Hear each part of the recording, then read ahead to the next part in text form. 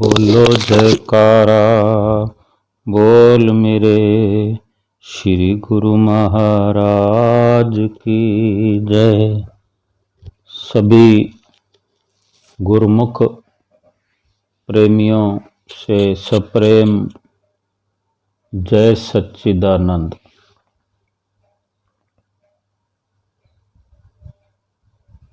मनुष्य हर पल, हर क्षण, हर घड़ी, हर घंटे, हर दिन अपना जो चित्त है जोड़कर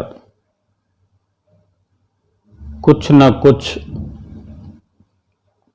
प्रयास करता है। चित्त जोड़कर कुछ न कुछ हासिल भी करता है, कुछ न कुछ खुशी भी प्राप्त करता है। और फिर ये विचार किया जाए कि चित्त कहाँ जोड़ रखा है, मन कहाँ लगा रखा है, मन कहाँ लगता है, इस जीव का मन कहाँ लगता है, कहाँ लगा रखा है और कौन से प्रयास कर रहा है और कौन सी खुशी हासिल हो रही है।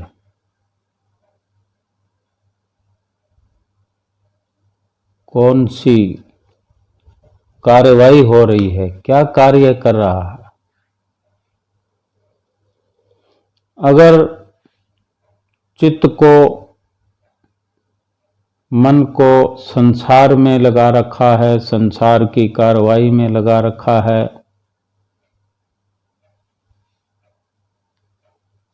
और लगातार प्रयास कर रहा है, मेहनत कर रहा है, यही कार्य हो रहा है रात और दिन,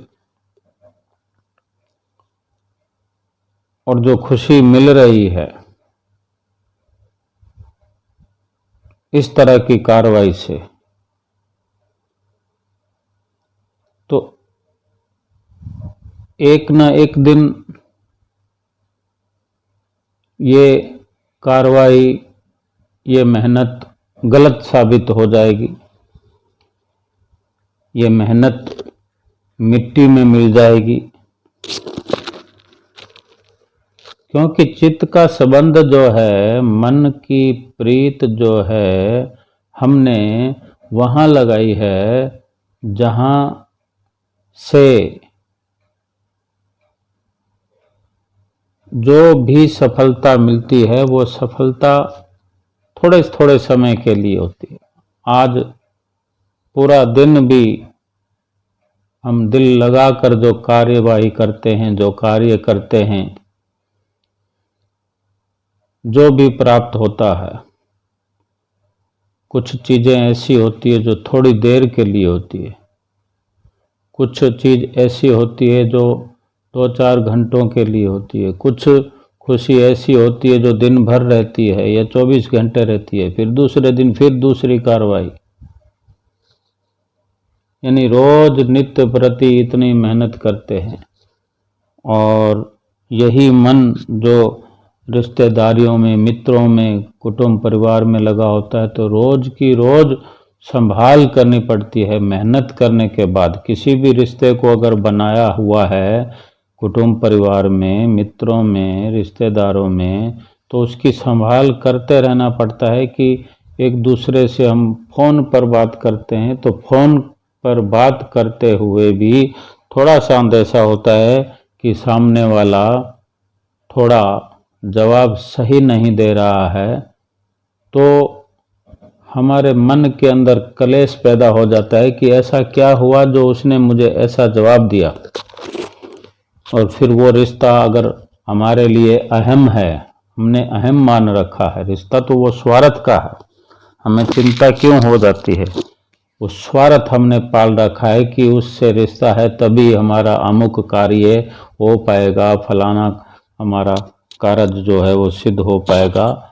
तभी हमने उसको अहम मान लिया है कि उससे रिश्ता नहीं तो फिर उस काम की भी हमारे लिए वैल्यू ख़त्म हो जाएगी कि वो काम हमारा नहीं होगा। कि हमने अपने आप कुछ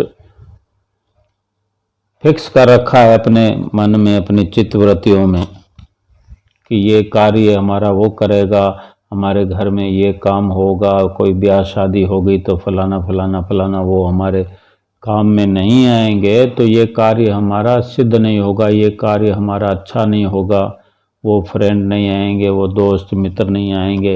यानी इन सब पर जो हमने अपनी चित्तवृत्तियों का जो जुड़ाव कर रखा है, एक न एक दिन ये सारी मेहनत, और फिर जिस रिश्ते में जिसको हमने खास अहम समझ रखा उसमें लगता है कि कहीं कोई नाराज है तो हम कोशिश करते हैं, उसकी पड़ताल करते हैं कि कहाँ कोई त्रुटि हो गई।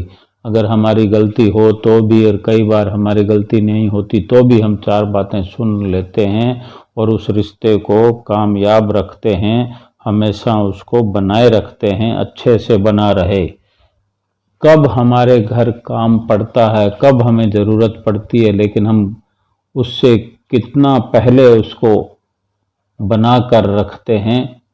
और जिस वक़्त हमारे ज़रूरत की घड़ी आती है, हो सकता है कि ऐसा बिगाड़ हो जाता है रिश्तों में कि वो रिश्ते की जिसकी हम कदर करते आ रहे हैं ऐन वक़्त पर धोखा हो जाता है। तो हमारा प्रयास, मेहनत, हमारे चित्त का जुड़ाव, जो इतना सब किया वो सब बेकार चला गया। कहीं न कहीं वो खुशी जो संसारिक होती है, संसार से प्राप्त होती है, वो गम में बदल जाती है, बदलती रहती है। और एक दिन ऐसा आता है कि वो खुशी काम आ ही नहीं सकती, क्योंकि वो खुशी शरीर के लिए हासिल करते हैं और शरीर तो एक दिन इस अवस्था में आ जाता है और धीरे धीरे तो उस अवस्था की ओर बढ़ ही रहा है, लेकिन हमें अंदेशा नहीं है क्योंकि हमारे अंदर जो बल है, अभी जो अवस्था है, युवा अवस्था है, माया का नशा इस कदर है कि हम समझने को तैयार नहीं है। महापुरुष हमें हर वक्त आगाह करते हैं कि ये जो संसार के सुख हैं, संसार के जो साधन हैं, संसार की जो खुशी है, ये ऊपर ऊपर से है, लेकिन इसकी अंदरूनी ताकत कोई नहीं, अंदरूनी असल में इसकी म्याद कुछ भी नहीं है। और है भी सही तो कितनी और किस कदर की है। केवल शरीर के लिए ये सब हो रहा है, शरीर की कार्रवाई हो रही है जो कि बिल्कुल मिथ्या है, हमारी कार्रवाई गलत है। शरीर तो रहना नहीं है, ये अवस्था शरीर की रहनी नहीं है। तो सुख प्राप्त कर कि मानो हमने कोई साधन अपनाए हों, कोई हमने गाड़ी खरीदी है, कार खरीदी, हमारे पास बढ़िया से बढ़िया कार है, हम उसमें सुख मान रहे हैं। और एक वक़्त ऐसा है कि हमारे शरीर की अवस्था बदलते देर नहीं लगती, हम कार चलाने के लिए फिट ना हो तो कार तो खड़ी रहेगी, फिर चाहे कोई चलाए, फिर तो हमें उसी में खुशी देखने पड़ेगी कि वो चला रहा है, मैं खुश हो रहा हूँ। ये कैसी खुशी है? तो क्या कोई और खाना खा रहा होगा, हम उसी में खुशी देखेंगे। वो खाना खा रहा है, मेरा पेट भर रहा है। यानी उन चीज़ों के अंदर जो हमने सुख माना, ये सबसे बड़ी गलती है। फिर सुख मानकर उसी में सब कुछ लुटा दिया, तन मन धन सब उसी में खर्च कर दिया।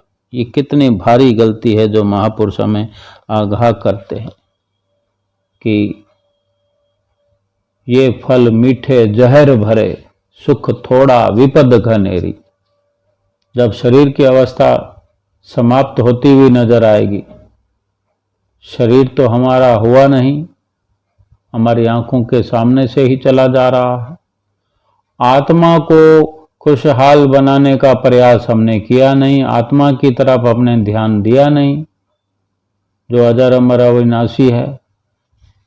जो चित्त की वृत्तियां हमने आत्मा की तरफ लगानी थी, आत्मा के लिए प्रयास करना था, आत्मा के लिए मेहनत करनी थी, तो संसार की कार्रवाई के लिए कोई महापुरुष मना नहीं करते। संसार में रहो, संसार से अलग रहो। जोग जुगत की रीत, दुल्हन हृदय नाम सू, लाए रहो दृढ़ प्रीत। संसार में तो रहना ही है, मेहनत प्रयास भी करना है, लेकिन उतना ही, जरूरत मात्र। शरीर को जरूरत जितना देना है कि शरीर ये भगवान की भजन भक्ति नाम की कमाई कर सके, जीव आत्मा को परमात्मा से मिला सके। वो साधन अपनाने के लिए शरीर को हष्ट पुष्ट रखना है, ना कि शरीर के सुखों के पीछे ही भाग पड़े, भागते रहें और भागते भागते जिंदगी समाप्त कर दें। हमारे लिए केवल और केवल महापुरुष जो हमें समझाते हैं, फरमाते हैं, श्री गुरु महाराज जी के साथ चित्त का संबंध जिन गुरुमुखों ने जोड़ दिया है और जिसने जितना मजबूत कर लिया है उसको, इस जोड़ को, इस संबंध को जितना मजबूत किया है, वही महसूस कर सकता है। कहने को तो नाम, अगर मैं नाम ले लूं, नामी बन गया, आनंदपुरी बन गया, सेवक बन गया, भगत बन गया, गुरुमुख बन गया, लेकिन मैं फिर ये भी कहूँ कि मेरा तो वो भी है, मेरा तो वो भी है, मैंने तो वहाँ भी जाना है, मैंने वहाँ भी जाना है, ये भी करना है, वो काम, तो शरीर के अंदर तो इतनी गुंजाइश ही नहीं है। आज अगर यहाँ वहाँ सब कर लेगा, लेकिन फिर वही बात आती है कि शरीर तो अपनी एक मियाद लेकर आया हुआ है, अपने एक समय की सीमा होती है, जैसे शरीर की भी सीमा है। आज जो वो कर सकता है कल ना कर सकेगा, कहाँ कहाँ जाएगा। लेकिन जो हमारे श्री गुरु महाराज जी ने हमें रास्ता बताया है नाम की कमाई का, कि अगर कहीं नहीं जा सकते तो चित्त वृत्तियों की दौड़ से हम कहीं भी पहुंच सकते हैं। लाख कोस पर गुरु बसें, दीजे सुरत पठाए, शब्द तुरी असवार हो, पल आवे पल जाए। कि अगर लाखों कोसों पर दूरी हो तो अपनी सुरती की तार को अगर अपने इष्ट देव सतगुरु के चरणों से जोड़ रखा है और जरा सा ध्यान किया और पहुंच गए अपने सतगुरु के पास। शरीर से पहुंचने से क्या पहुंच होती है? शरीर क्या रहेगा? पहुंच तो सुरती वाली होनी है, तवज्जो वाली होनी है। हमारा तस्वुर कहाँ जुड़ा हुआ है? तस्वुर, सुरती हमारी संसार से जुड़ी हुई है। मन दिया कहीं और को, तन संतन के संग, कहे कबीर कोरी कजी, कैसे लागे रंग। मन लगना है, मन लगाना है, मन लगना चाहिए, सुरती लगनी चाहिए। सुमरन भी करते हैं तो सुरती जुड़नी चाहिए। बैठना मात्र इसीलिए होता है कि जब तक हम सीखें, सीखने के लिए, लेकिन उस सीखावट के अंदर लगातार प्रयास जारी रहना चाहिए कि ये सुरती लगानी है, लगानी है, लगानी है, और लग जाएगी। जिस दिन लग जाएगी पिछली सारी मेहनत सफल हो जाएगी। और ये कब होगा? तब अटल विश्वास जब होगा कि मेरे तो श्री गुरु महाराज दूसरो ना कोई। जिन गुरुमुख प्रेमियों ने अपने गुरु महाराज जी को सिर पर बिठाया है, गुरु को सिर पर राखिए चलिए आज्ञा माए, कहे कबीर त्यों लोक में, कहे कबीर तिस दास को तीन लोक डर नाही। गुरु को जब अपने सिर पे धारण कर लिया, अपने हृदय में धारण कर लिया, तीनों लोकों में फिर कोई डर नहीं। हमारे श्री दरबार की कितनी मर्यादाएं हैं। एक मर्यादा ये भी है कि श्री गुरु महाराज जी कहीं कृपा करते हैं तो खिचड़ी और दही का भोग लगाते हैं और सबको खिचड़ी और दही वाली खिचड़ी खिलाते हैं। क्या स्वादिष्ट खिचड़ी बनती है। अभी थोड़े टाइम पहले की बात है, यूं तो कभी न कभी कहीं ना कहीं श्री गुरु महाराज जी कृपा करते रहते हैं, लेकिन ये फरवरी 2 महीने पहले की बात है, 24 फरवरी 2021 की बात है कि गुरु महाराज जी ने कृपा करनी थी श्री आनंदपुर से बाहर। तो सुबह 11 बजे जैसे कि दर्शन खुले और कुछ जैसे महात्मा जन होते हैं मौजूद, सभी महात्मा जन भाई जन जैसे होते हैं मत्था टेकते हैं, तो सभी महात्मा जन ने मत्था टेका। फिर कुछ लंगर वाली भक्तानियाँ और भाईजान श्री गुरु महाराज जी के लिए थाली में दही और खिचड़ी का भोग लेकर आए। श्री गुरु महाराज जी ने अति प्रेम पूर्वक निज कर कमलों द्वारा दही और खिचड़ी का भोग लगाया, आशीर्वाद दिया। उसके बाद संगत ने जब जैसे माथा टेक लिया तो श्री गुरु महाराज जी ने निज कर कमलों में माइक को पकड़ते हुए फरमाया कि आप सबको विदित हो कि श्री गुरु महाराज जी को रूहों की पुकार हेतु कुछ दिनों के लिए श्री आनंदपुर से बाहर कृपा फरमानी है और हम जल्द से जल्द निज घर यहीं श्री आनंदपुर में वापस कृपा फरमाएंगे। कितने सरल वचन गुरु महाराज जी फरमाते हैं। भगवान होकर अपने गुरुमुख प्रेमियों से किस तरह की बातचीत करते हैं, ऐसे वचन फरमा रहे हैं जैसे अपने गुरुमुख प्रेमियों से अपना हाल बता रहे हैं और उनको कह रहे हो कि हम जल्दी वापस आ जाएंगे। कितना दिलासा श्री गुरु महाराज जी सबको देकर, या यूं एक तरह से यूं भी है कि जैसे अपने बराबर सबको समझते हैं, अपने ही जैसा सबको समझते हैं, अपना ही दर्जा दे रहे हैं और अपनी एक जो तैयारी है वो सबके साथ बांट रहे हैं कि हम जा रहे हैं काम से और जल्दी वापस आ जाएंगे। और इसी खुशी में फरमाते हैं कि इसी खुशी में आप सबको आशीर्वाद हो, लाख लाख बधाई हो। उसके बाद गुरु महाराज जी ने बैर लुटाए, टॉफियाँ लुटाई। ये भगत ने विनती की, ऐसे बार बार जोर से विनती कर रहा था, स्वामी जी इधर भी। उसके हाथ में कुछ नहीं आया था।